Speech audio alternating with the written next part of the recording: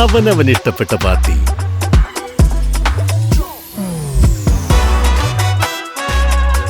ഹാവൽസ്, ഓരോ ലൈറ്റിലും delight. INTUC Ernakulam ജില്ലാ general body യോഗം നടന്നു.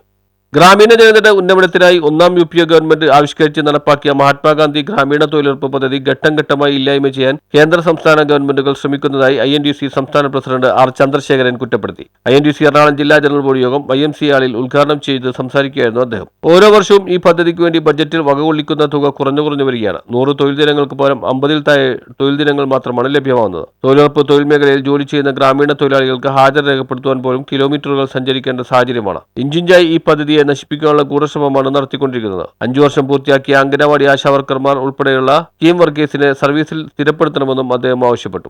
അംഗനവാടി ജീവനക്കാരെ വിദ്യാഭ്യാസ വകുപ്പിൽ സ്ഥിരപ്പെടുത്തണമെന്ന് ആവശ്യപ്പെട്ട് INTUC നൽകിയ ഹർജിയിൽ 2 മാസത്തിനകം തീരുമാനമെടുക്കണമെന്ന് ഹൈക്കോടതി ഉത്തരവ് നൽകിയിരിക്കുകയാണ്. യോഗത്തിൽ INTUC ജില്ലാ പ്രസിഡന്റ് KK ഇബ്രാഹിംകുട്ടി അധ്യക്ഷത വഹിച്ചു. സംസ്ഥാന ജനറൽ സെക്രട്ടറി PJ ജോയ്, സംസ്ഥാന സെക്രട്ടറിമാരായ MP മനോജ്, സൈബ താജുദ്ദീൻ, ഓർഗനൈസിംഗ് സെക്രട്ടറിമാരായ P പ്രവീൺകുമാർ, ജീമോൻ കയ്യാല, വനിതാ INTUC ജില്ലാ പ്രസിഡന്റ് ചന്ദ്രലേഖ എന്നിവർ പ്രസംഗിച്ചു. News bureau, Kochi.